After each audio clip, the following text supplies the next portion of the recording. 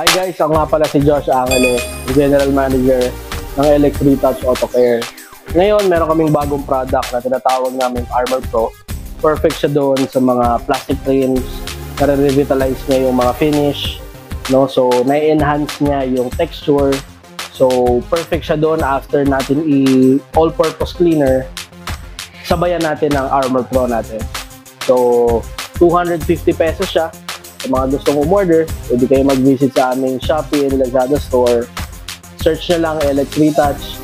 Pwede rin naman kayong mag-visit sa aming Facebook page, LX Auto Care Official, or pwede rin kayong mag-drop by sa aming physical store dito sa 162 Clayton Street, corner lang ka, Amias Extension, Quezon City. So yun guys, application process na tayo ng ating Armor Pro. Kasama natin si Kuya Joe.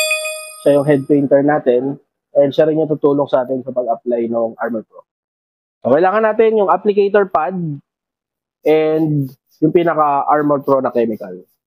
Pwede rin naman microfiber pag wala kayong applicator pad mismo. So yan, spread lang natin yung chemical and then wipe lang natin siya.